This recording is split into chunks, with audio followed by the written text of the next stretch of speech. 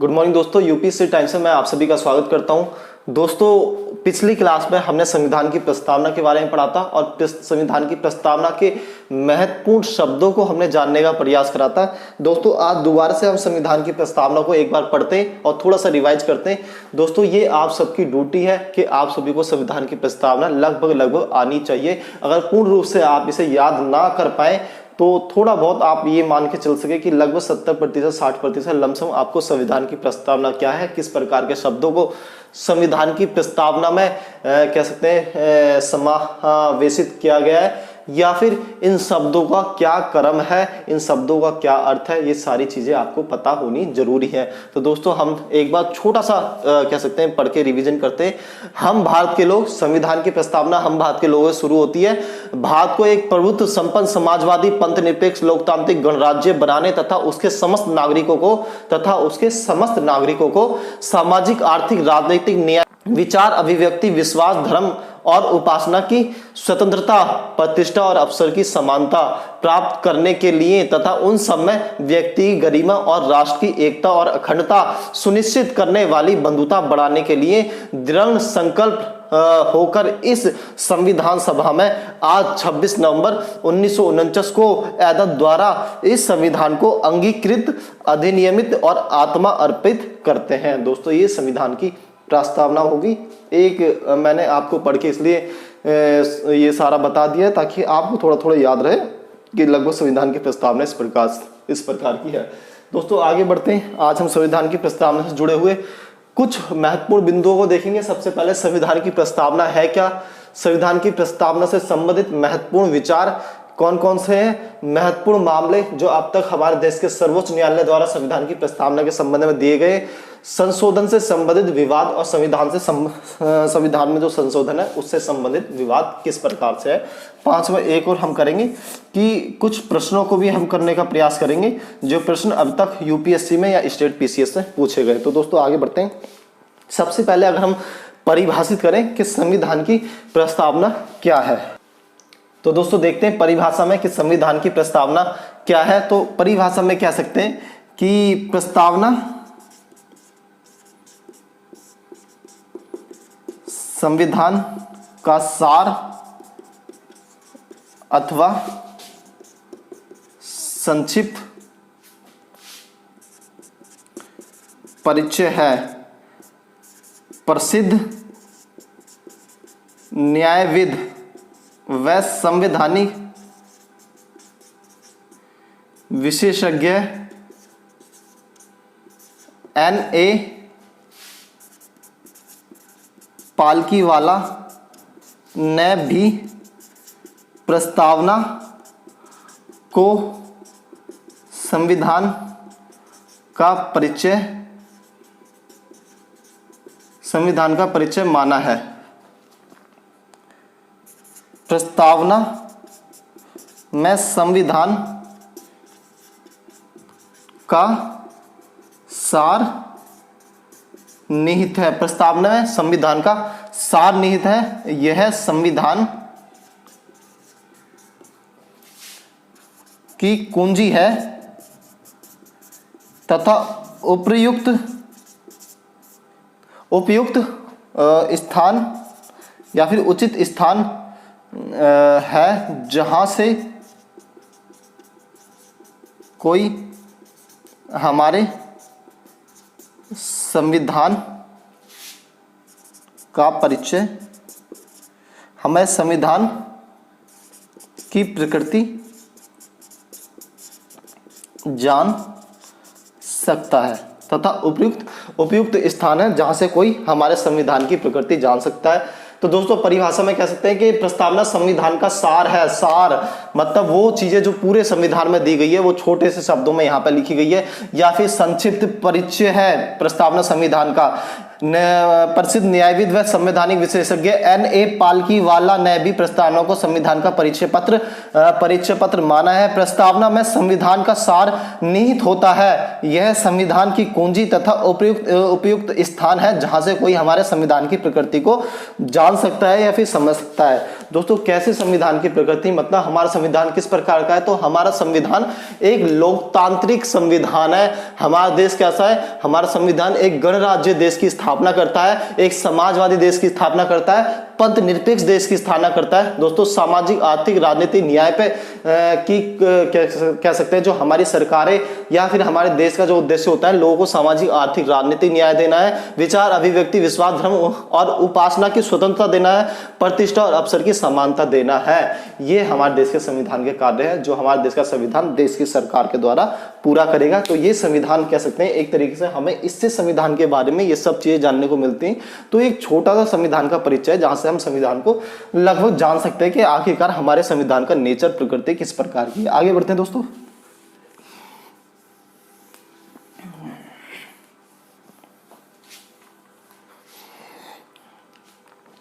महत्वपूर्ण विचार।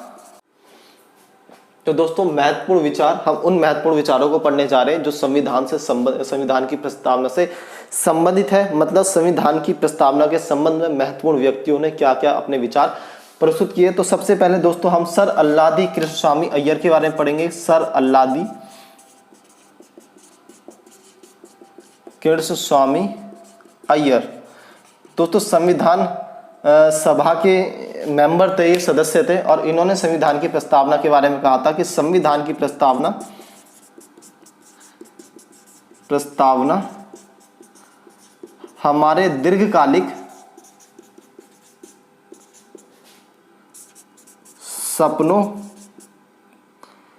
सपनों का विचार है। दीर्घकालिक सपनों का विचार है। दोस्तों, संविधान की प्रस्तावना हमारे दीर्घकालिक सपनों का विचार है। संविधान की प्रस्तावना के संबंध में इन्होंने कहा था।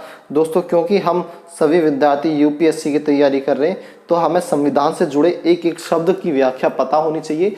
संविधान के संबंध में अगर किसी ने कुछ अपने विचार रखे तो उसके विचार रखने का क्या आधार था, क्या कारण था कि इसने इस प्रकार के विचार संविधान के संबंध में रखे, हमें ये पता होना चाहिए।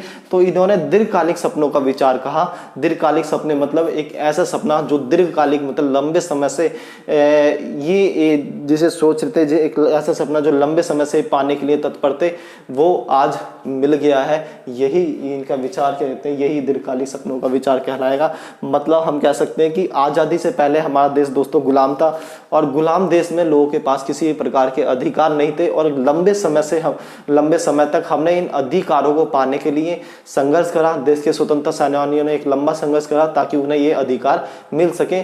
तो ये जो एक लंबी लड़ाई है जो आज़ादी को पाने के लिए, प्राप्त करने के लिए लड़ी गई, यही इनके दीर्घकालिक कह सकते हैं दीर्घकालिक सपनों का विचार, इनके जो संविधान के संबंध में इन्होंने व्याख्या प्रस्तुत करी है उससे यही झलकता है कि एक लंबे समय से एक गुलाम भारत में जो सोचा जा रहा था कि प्रत्येक व्यक्ति को रोटी, कपड़ा, मकान की आवश्यकता पूरी होगी, प्रत्येक व्यक्ति एक लोकतांत्रिक गणराज्य देश में रहेगा, भारत एक लोकतांत्रिक गणराज्य देश बनेगा, प्रत्येक व्यक्ति को उसके मौलिक अधिकार मिलेंगे जो अंग्रेजी शासन के अंतर्गत नहीं थे। जो लंबे समय से ये सोच रहे थे वो आज साबित हो गया, और उसे उन्होंने एक कह सकते हैं पन्ने का रूप दे दिया। तो संविधान की प्रस्तावना हमारे दीर्घकालिक सपनों का विचार है। एक ऐसा सपना जिसे हम लंबे समय से सोच रहे थे वो आज पूरा हो गया। वो सपना क्या था? वो सपना ये था जिसे इन्होंने शब्दों में लिखा प्रस्तावना को। ठीक है दोस्तों, अब आगे बढ़ते हैं। हम आगे के मुंशी के बारे में पढ़ते हैं। के.एम. मुंशी दोस्तों संविधान सभा के सदस्य थे, इनके ही विचार महत्वपूर्ण है।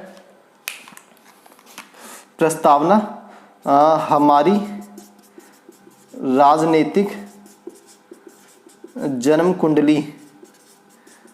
प्रस्तावना हमारी राजनीतिक जन्म कुंडली है। दोस्तों, जन्म कुंडली या जन्म पत्री इन्होंने कहा था, और इसको कहने का इनका मतलब क्या था, इसके कहने के पीछे इनका आशय क्या था? दोस्तों, जिस तरीके से जन्म पत्री, एक बच्चा पैदा होता है उसकी जन्म पत्री बनती है, और जन्म पत्री बनते समय पंडित जी ये घोषित कर देते हैं या फिर ये बताना शुरू कर देते हैं कि ये बच्चा बड़ा होकर ये बनेगा, ये बच्चा बड़ा होकर ये बनेगा, इस बच्चे की जो मानसिक स्थिति रहेगी वो इस प्रकार की रहेगी, ये बच्चा इस तरह के कार्य को भविष्य में कर सकता है। इसी तरीके से ये जो संविधान की प्रस्तावनाएं के मुंशी साहब ने कहा था हमारी राजनीतिक जन्म कुंडली है। इसका अर्थ होगा कि भविष्य में हमारा संविधान क्या करेगा, किस प्रकार से होगा, ये हमने आज लिख दिया और भविष्य में हमारा देश और संविधान लगभग इस प्रकार का होने वाला है। किस प्रकार का होने वाला है दोस्तों, तो फिर से संविधान की प्रस्तावना पे है। समाजवादी देश होने वाला है, पंथ निरपेक्ष देश होने वाला है, लोकतांत्रिक गणराज्य देश होने वाला है, आर्थिक सामाजिक न्याय करेगा लोगों के साथ, विचार अभिव्यक्ति विश्वास धर्म और उपासना की स्वतंत्रता लोगों को देगा। तो एक तरीके से ये सारी चीजें भविष्य में मिलने वाली है और हमारा देश इन सभी चीजों पर चलने वाला है। हमारे देश का जो भविष्य है वो ये है, इसीलिए इन्होंने राजनीतिक जन्म कुंडली कहा था। आगे बढ़ते हैं दोस्तों। तो एक और व्यक्ति हैं पंडित ठाकुर दास। पंडित ठाकुर दास भार्गव दोस्तों, इनके द्वारा कहा गया था कि प्रस्तावना संविधान की कुंजी है, आभूषण है, सबसे सम्मानित भाग है,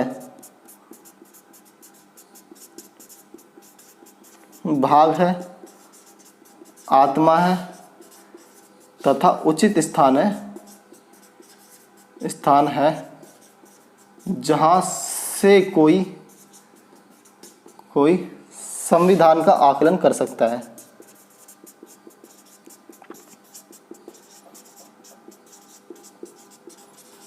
जहां से कोई संविधान का आकलन कर सकता है। तो दोस्तों पंडित ठाकुर दास भार्गव ने कहा था कि प्रस्तावना संविधान की कुंजी है। मतलब कुंजी का मतलब होगा वो सभी चीजें जो संविधान में है उस सभी का निचोड़, पूरे संविधान का निचोड़ प्रस्तावना में दिया गया है। संविधान का आभूषण है, आभूषण से हमारा मतलब होगा संविधान की वो चीज है जिससे संविधान हमारा सुंदर प्रतीत होता है, जिससे हमारा संविधान सबसे उपयोगी प्रतीत होता है। आज भी आप आभूषण पहनेंगे, जो आभूषण पहन के आपको ऐसा महसूस होता है कि आप और उसे ज्यादा सुंदर हो गए, तो संविधान की प्रस्तावना संविधान का आभूषण है जो हमारे संविधान को और सुंदर बनाती है और चार चांद लगाती है। संविधान में सबसे सम्मानित भाग है, संविधान का सबसे सम्मानित भाग है। क्यों सबसे सम्मानित भाग है? क्योंकि हमने देखो हम एक गुलाम देश थे और जब गुलामी से हमें आज़ादी मिली तो हमने अपने लोगों के लिए कितनी अच्छी अच्छी व्यवस्थाओं को जन्म दिया, कितनी अच्छी अच्छी व्यवस्थाओं को अपने संविधान में रखा। आत्मा है, संविधान की आत्मा है, मतलब संविधान अगर शरीर है तो ये प्रस्तावना आत्मा है। अगर शरीर से आत्मा अलग कर दी जाए तो शरीर का कोई उपयोग नहीं बचता, संविधान ही कह सकते हैं, शरीर बिल्कुल बेकार हो जाता है। तो इसी प्रकार से अगर संविधान से प्रस्तावना में जो आदर्श दिए गए हैं वो हटा दिए जाएं तो हमारा संविधान बिल्कुल बेकार हो जाएगा, एक मृत शरीर की तरह हो जाएगा। जैसे मृत शरीर जिसका कोई कार्य नहीं होता, सिर्फ उसे जलाया जाता है या उसे दफनाया जाता है, उसी प्रकार से हमारा संविधान हो जाएगा। अगर हमारे संविधान से ये शब्द हटा दिए जाएं और इन शब्दों के आदर्श हटा दिए जाएं कि प्रभुत्व संपन्न देश नहीं रहेगा, समाजवादी देश नहीं रहेगा, पंथ निरपेक्ष देश नहीं रहेगा, लोकतांत्रिक गणराज्य नहीं रहेगा, विचार अभिव्यक्ति विश्वास धर्म उपासना की स्वतंत्रता भी नहीं रहेगी, तो दोस्तों बचेगा क्या? कुछ भी नहीं बचेगा। तो आगे बढ़ते हैं, इसलिए इन्होंने आत्मा कहा उचित स्थान है जहां से कोई संविधान का आकलन कर सकता है। और उचित स्थान है जहां से कोई संविधान का आकलन कर सकता है। कैसे आकलन कर सकता है? एक बार प्रस्तावना को पढ़ो, कोई पूछेगा आपसे कि भारत का संविधान किस प्रकार का है, तो आप बता सकते हैं भारत का संविधान लोकतांत्रिक प्रकार का है। भारत किस प्रकार का देश है? तो भारत लोकतांत्रिक गणराज्य प्रकार का देश है। भारत के संविधान में लोगों को क्या अधिकार दिए गए? तो विचार अभिव्यक्ति विश्वास धर्म उपासना के अधिकार दिए गए हैं। भारत का संविधान कितने प्रकार के न्याय की चर्चा करता है? तो सामाजिक आर्थिक राजनीतिक न्याय की चर्चा करता है। तो ये सारी चीजें लगभग हमें संविधान की प्रस्तावना से जानने को मिलती है और जिनका कह सकते हैं जो आगे जाकर संविधान में और ज्यादा बड़े रूप से व्याख्यात करी गई हैं। तो दोस्तों ये लगभग विचार थे। आगे बढ़ते हैं दोस्तों।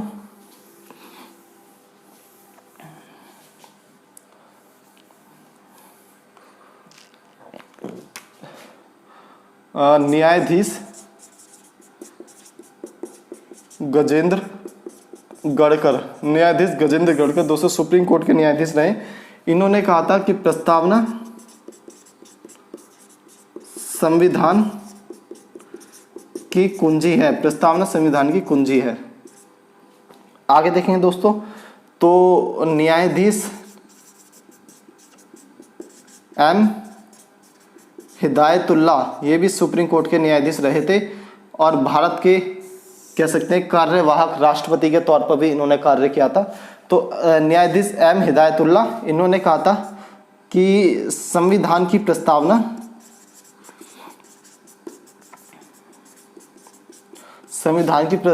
अमेरिका की स्वतंत्रता की घोषणा के समान है। तो दोस्तों संविधान की प्रस्तावना अमेरिका की स्वतंत्रता की घोषणा के समान है। ऐसा क्यों कहा था? ऐसा इसलिए कहा था, जिस तरीके से अमेरिका की स्वतंत्रता की घोषणा होती है, अमेरिका के सारे लोग खुश हो जाते हैं कि अब उन्हें सारे अधिकार होंगे, अब उनका देश एक प्रभुत्व संपन्न होगा। यही हमारे संविधान की प्रस्तावना कहती है कि लोगों को अधिकार होंगे और देश एक प्रभुत्व संपन्न लोकतांत्रिक देश होगा। तो दोस्तों ये लगभग विचार संविधान की प्रस्तावना के संबंध में विभिन्न विद्वानों द्वारा दिए गए हैं। अब हम इससे आगे बढ़ते हैं महत्वपूर्ण मामले। तो दोस्तों महत्वपूर्ण मामले से हमारा क्या अर्थ है? दोस्तों महत्वपूर्ण मामले से हमारा ये अर्थ होगा कि संविधान जो हमारा, दोस्तों संविधान की प्रस्तावना जो हमारी है, इससे संबंधित कुछ विवाद आए कि संविधान की प्रस्तावना भारतीय संविधान का भाग है या नहीं है। अगर ये भारतीय संविधान का भाग है तो इसमें संशोधन हो सकता है या नहीं हो सकता है। अगर भारतीय संविधान का भाग नहीं है तो इसमें संशोधन हो या ना हो। दोस्तों मैंने आपको बताया था शुरू की क्लास में कि संविधान की प्रस्तावना मैंने आपको उदाहरण दिया था कि जब आप एक किताब को उठा के देखते हैं तो आपको पता चलता है कि चैप्टर 1 से लेकर 10 तक जो उस किताब का पाठ्यक्रम है वो अलग चीज़ है, वो उस किताब का मुख्य भाग है। लेकिन उससे पहले पाठ्यक्रम की शुरुआत से पहले लेखक एक पन्ने को चिपकाता है जिसमें वो बताता है कि इस किताब को बनाने में या इस किताब को मुद्रित करने में, प्रकाशित करने में मुझे इतना समय लगा, इतने दिनों मैंने मेहनत करी, इसमें मेरा इन लोगों ने मेरा साथ दिया, मैं उनका धन्यवाद करता हूँ। और जो भी विद्यार्थी या जो भी लोग मेरी पुस्तक को पढ़ने वाले हैं वो पुस्तक में इस प्रकार की जानकारी को प्राप्त करेंगे। तो दोस्तों ये सारी चीज़ें उस पुस्तक के बारे में उस लेखक के द्वारा की गई और करने के बाद उसे एक कह सकते हैं कि एक पेज पर लिख के उसे सबसे आगे चिपका दिया।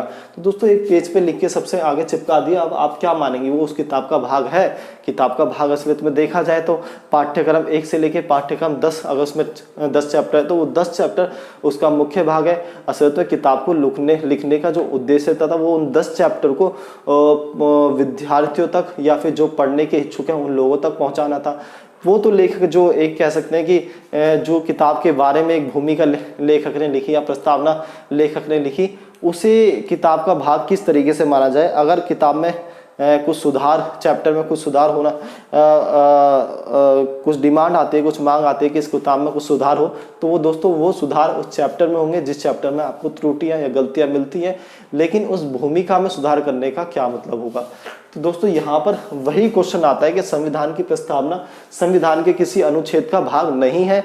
संविधान का अनुच्छेद 1 जो शुरू होता है भारत और उसके राज्य संघ से, और संविधान का अनुच्छेद 395 तक जाता है। तो जो संविधान का पाठ्यक्रम 1 से शुरू होता है 395 अनुच्छेद तक जाता है, इनके बीच में कहीं भी प्रस्तावना की चर्चा नहीं है, प्रस्तावना नहीं आती। असलियत में प्रस्तावना पूरे संविधान को लिखने के बाद उसके शुरू में चिपकाया हुआ एक पन्ना है। तो इस प्रस्तावना में संशोधन किया जाए या ना किया जाए, अगर प्रस्तावना, कुछ लोगों का मानना है अगर प्रस्तावना को संविधान का भाग माना जाए तो इसमें संशोधन किया जा सकता है। कुछ लोगों का मानना है कि प्रस्तावना को संविधान का भाग नहीं माना जा सकता, इसलिए इसमें संशोधन नहीं किया जा सकता। लेकिन इसके संबंध में जब इस प्रकार के केस कह सकते हैं कि जब इस प्रकार के मामले सुप्रीम कोर्ट, सर्वोच्च न्यायालय के पास गए तो सर्वोच्च न्यायालय ने किस प्रकार के निर्णय दोस्तों लिए, तो देखते हैं। दोस्तों 1960 में हम देखेंगे, 1960 में एक बेरूबाड़ी यूनियन विवाद, बेरूबाड़ी यूनियन विवाद 1960 में सुप्रीम कोर्ट में गया। और इस विवाद जो ये विवाद था, इसमें संविधान की प्रस्तावना में संशोधन हो या ना हो, ये विवाद का मुद्दा था कि संविधान की प्रस्तावना में संशोधन हो या ना हो। और इस विवाद में जो निर्णय लिया गया, सुप्रीम कोर्ट के द्वारा निर्णय लिया गया कि संविधान प्रस्तावना संविधान का भाग नहीं है, इसलिए इसमें संशोधन किया जा सकता संशोधन नहीं किया जा सकता है।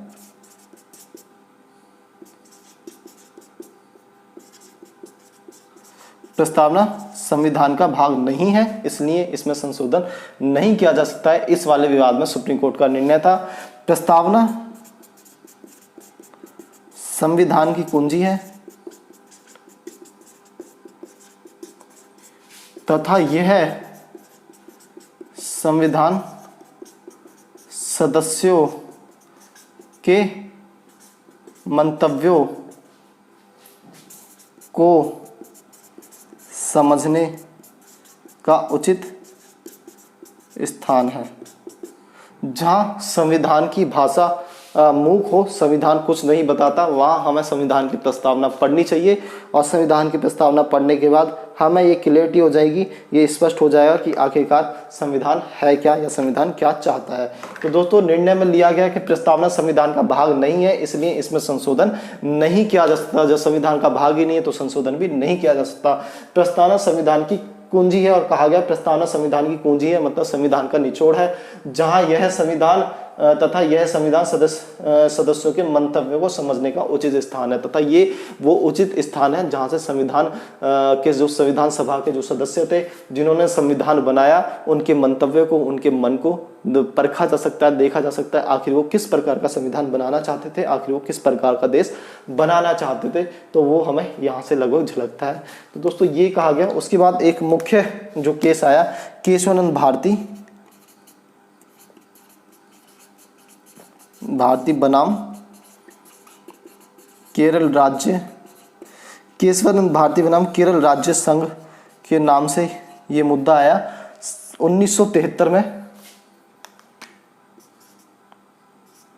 1973 में। और दोस्तों यहाँ पर संविधान जो सुप्रीम कोर्ट होगा, सर्वोच्च न्यायालय, एक नया डिसीजन देगा जिसमें ये प्रस्तावना को संविधान का अंग मानेगा।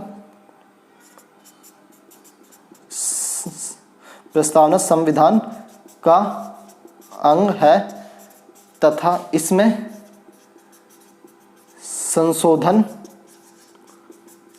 किया जा सकता है, तथा इसमें संशोधन किया जा सकता है। परंतु दोस्तों एक शब्द जोड़ दिया सर्वोच्च न्यायालय ने, परंतु मतलब एक कंडीशन लगा दी कि प्रस्तावना में संशोधन होगा, लेकिन संशोधन इन्हीं शर्तों के आधार पर होगा। किन शर्तों के आधार पर होगा?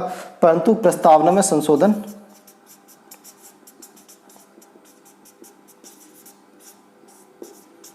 तभी होगा जब संशोधन से प्रस्तावना का विस्तार व मजबूतीकरण हो। लेकिन दोस्तों परंतु एक शब्द सर्वोच्च न्यायालय ने जोड़ दिया। सर्वोच्च न्यायालय ने कह दिया कि प्रस्तावना संविधान का भाग है, लेकिन प्रस्तावना में संशोधन तभी हो सकता है, इन्हीं शर्तों पे हो सकता है, जब हम प्रस्तावना को छोटा ना करें, प्रस्तावना में जो शब्द है उन्हें घटाए ना, बल्कि प्रस्तावना का विस्तार करें, प्रस्तावना में जो शब्द है उनको बढ़ाएं, या फिर प्रस्तावना के शब्दों को और ज़्यादा मजबूत करें, प्रस्तावना को और ज़्यादा मजबूत करें, प्रस्तावना का मजबूतीकरण करें। मतलब हम आज की अगर कहते हैं वर्तमान स्थिति को देखें तो हम प्रस्तावना से चीज़ों को हटा नहीं सकते, लेकिन प्रस्तावना में नई चीज़ों को जोड़ सकते हैं। भारत देश बहुत बड़ा विशाल देश है, आगे जाके हम बहुत तेज़ी से कह सकते हैं कि विकास भी कर रहे हैं, और विकास के साथ नई चीज़ों की आवश्यकता हमें महसूस होगी। शायद नए प्रकार के कानूनों की आवश्यकता महसूस हो, नए प्रकार की भारत में नई नई चीज़ें उभरें। ऐसे में कुछ हो सकता है कि हमें प्रस्तावना में कुछ नई चीज़ें डालनी पड़े, प्रस्तावना में कुछ नई चीज़ों को समाहित करना पड़े। तो सर्वोच्च न्यायालय ने हमें यह अधिकार दिया कि सर्वोच्च कि आप प्रस्तावना में नए शब्दों को जोड़ सकते हो, लेकिन प्रस्तावना में जो शब्द हैं उन्हें नहीं हटा सकते। और दोस्तों इसी सिद्धांत को कहा गया मूल ढांचे का सिद्धांत। बहुत इंपॉर्टेंट बात है। और यहाँ पे मूल ढांचे का सिद्धांत उभर के आया। मूल ढांचे से हमारा आशय, जिस समय हमारे देश का संविधान बना था वही संविधान मूल संविधान है। उसके बाद में जो आप संशोधन करेंगे, संविधान की भावना को आप नहीं छेड़ सकते। मतलब मूल ढांचा वो जिस समय संविधान बना था उस समय हमारा देश लोकतांत्रिक देश था, गणराज्य था, समाजवादी, पंथनिरपेक्ष, ये सारी चीजें हमारे देश के संविधान में थी और ये सारी चीज हमेशा रहेंगी। मतलब वो चीजें जो हमारे संविधान की पहचान है, जो हमारे संविधान का आधार है, अगर वो संविधान से हटा दी जाएंगी तो हमारा संविधान अपनी पहचान खो देगा। हम ये नहीं कह पाएंगे कि भारत का संविधान किस प्रकार का संविधान है। तो दोस्तों थोड़ा सा देखते हैं मूल ढांचे का सिद्धांत से क्या आशय है हमारा।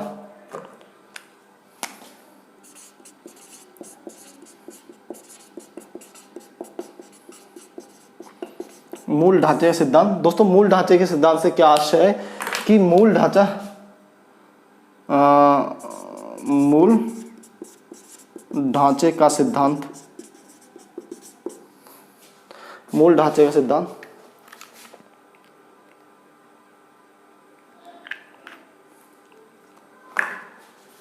संविधान की विशेषताओं या पहचान, संविधान की विशेषताओं या पहचान से संबंधित है। यह संविधान का आधार है। यह एक ऐसी कह सकते हैं, यह एक ऐसी संविधान, यह एक ऐसी संविधान की प्रकृति है। दोस्तों ऐसे नहीं, यह संविधान के ऐसे नियम हैं जिन्हें हटा दिया जाए तो संविधान अपनी पहचान खो देगा। वह हमारा संवैधानिक ढांचा ढह जाएगा, संवैधानिक ढांचा ढह जाएगा। तो दोस्तों मूल ढांचे का सिद्धांत जो सुप्रीम कोर्ट ने केशवानंद भारती बनाम केरल राज्य संघ विवाद में दिया, उसका अर्थ क्या था कि मूल ढांचे का सिद्धांत संविधान की विशेषताओं या पहचान से संबंधित है। ये संविधान की विशेषता है, पहचान से संबंधित है। संविधान, अगर आपसे कोई पूछा जाएगा कि भारत का संविधान कैसा है, तो आप सिंपल सा प्रस्तावना उठाइए, पूछिए, बताइए कि लोकतांत्रिक गणराज्य, समाजवादी देश है, पंथनिरपेक्ष हमारा देश का संविधान है, तो ये हमारे देश का संविधान है। अगर हम इन्हीं शब्दों को संविधान से निकाल दें तो हम क्या कह पाएंगे कि हमारा संविधान किस प्रकार का है। तो हम अपने संविधान की पहचान को या फिर अपने संविधान की जो विशेषता है, जो हमारे संविधान के मुख्य बिंदु है, मूल बिंदु है, हम उनको ही खो देंगे। तो हम ये किसी को बता नहीं पाएंगे कि हमारा संविधान किस प्रकार का संविधान है। से संबंधित यह संविधान का आधार है। यह एक संविधान के ऐसे यह संविधान के ऐसे नियम हैं जिन्हें हटा दिया जाए तो संविधान अपनी पहचान खो देगा, वह हमारा संवैधानिक ढांचा विफल हो जाएगा या फिर ढह जाएगा। हमारा संवैधानिक ढांचा ही ढह जाएगा। तो दोस्तों हम कह सकते हैं कि मूल ढांचे का सिद्धांत संविधान की उन बिंदुओं को लेके बहुत ज़्यादा सेंसिटिव है, जो बिंदु संविधान की कह सकते हैं आत्मा है, जो हमारे संविधान की मुख्य पहचान है, जो हमें संविधान की मुख्य विशेषता है। अगर हम उन बिंदुओं को हटा दें तो एक तरीके से हम ये कहने में अक्षम हो जाएंगे कि हमारा संविधान किस प्रकार का संविधान है। यही मूल ढांचे का सिद्धांत है। आगे बढ़ते हैं दोस्तों।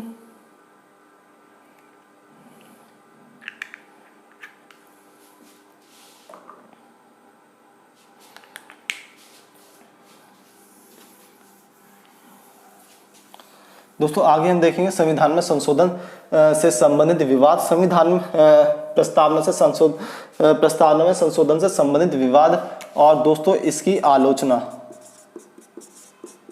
को भी देखेंगे। प्रस्तावना से संबंधित विवाद क्या है दोस्तों, जो हमने अभी डिस्कस करा कि संविधान आखिरकार प्रस्तावना आखिरकार संविधान का भाग है या नहीं है। अगर प्रस्तावना संविधान का भाग है तो उसमें संशोधन किया जा सकता है, अगर भाग नहीं है तो संशोधन नहीं किया जा सकता है। दोस्तों हमने मामलों के अंतर्गत इन चीजों को देख लिया। संशोधन से संबंधित विवाद को थोड़ा सा देख लेते हैं। तो अगर आपसे क्वेश्चन पूछा जाता है तो आपको इस प्रकार से लिखना है कि प्रस्तावना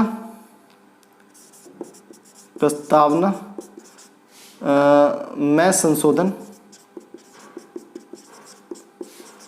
को लेकर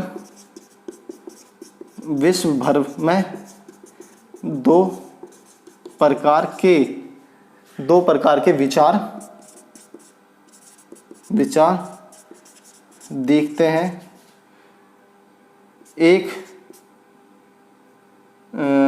दो प्रकार के विचार है। पहला प्रस्तावना में संशोधन का हिमायती है तथा इसे संविधान का भाग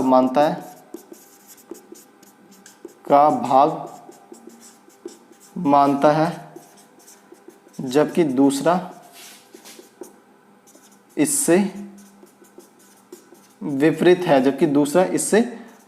है, जो ना तो प्रस्तावना में संशोधन को मानेगा ना संविधान का इसे भाग मानेगा। तो ये दो प्रकार के विचार हमारे सामने संशोधन के संबंध में उभर के आते हैं। अब भारतीय परिप्रेक्ष्य में थोड़ा सा देखते हैं, भारतीय संबंध में देखते हैं। तो भारतीय संविधान में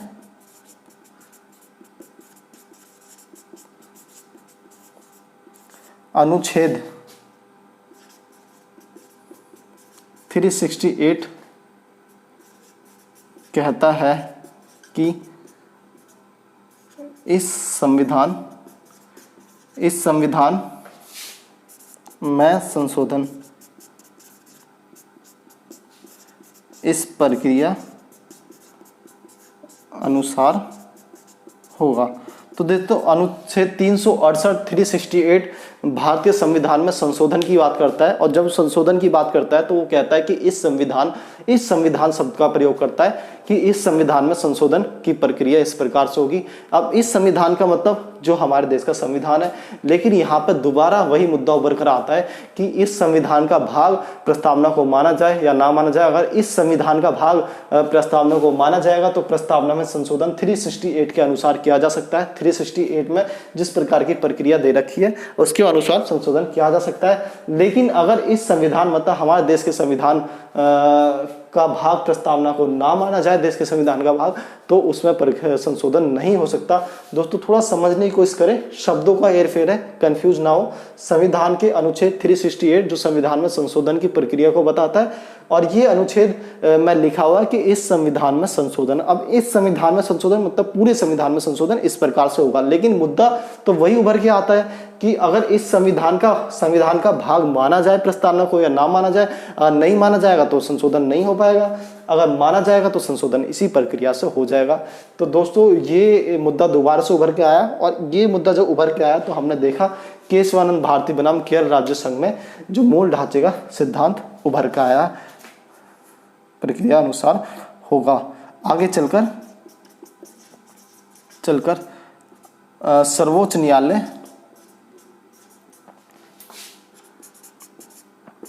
न्यायालय के निर्णयों ने इस विवाद को सुलझाने में महत्वपूर्ण भूमिका निभाई। दोस्तों महत्वपूर्ण भूमिका निभाई, क्या महत्वपूर्ण भूमिका निभाई कि अपने डिसीजंस में, अपने निर्णयों में साफ करा कि संविधान में संशोधन होगा या नहीं होगा, तथा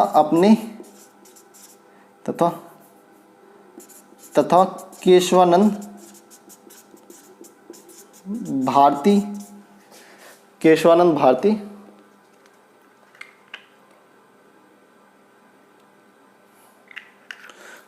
भारती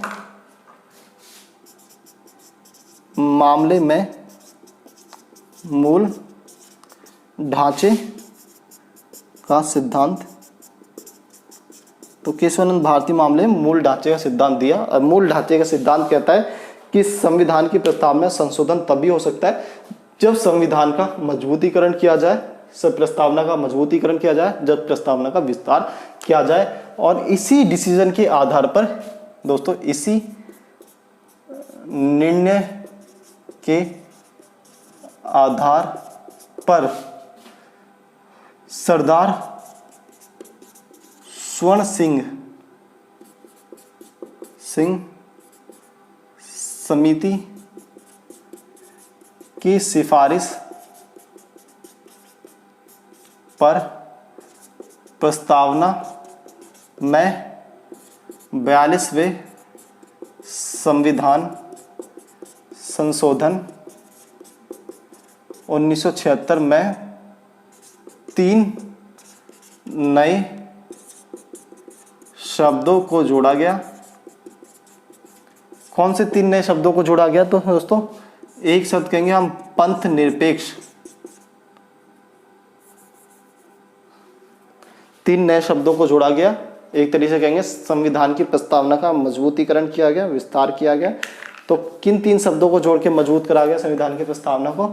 तो एक तो हम कहेंगे कि समाजवादी, पंथ निरपेक्ष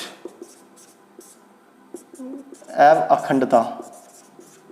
समाजवादी, पंथ निरपेक्ष और अखंडता, ये 3 शब्दों को जोड़ा गया।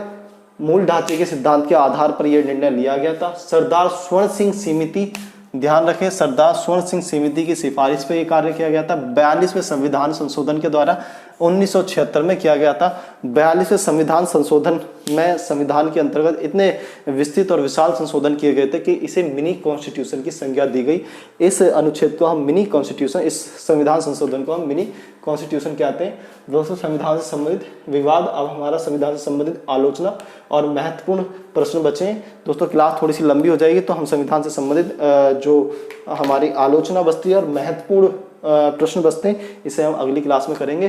तो थैंक यू दोस्तों वीडियो देखने के लिए। और वीडियो को इसी प्रकार से आगे बढ़ाते रहें, लाइक करें, शेयर करें, कमेंट करें। अगर आपको समझ में आता है तो ये मेरे लिए एक बहुत अच्छी बात है, मेरे लिए एक बहुत प्रेरणा की बात है। और दोस्तों, हम मिलते हैं अगली क्लास में। अगली क्लास में संविधान की प्रस्तावना के संबंध में जो चीज़ें बची है उन्हें कवर करेंगे। Thank you.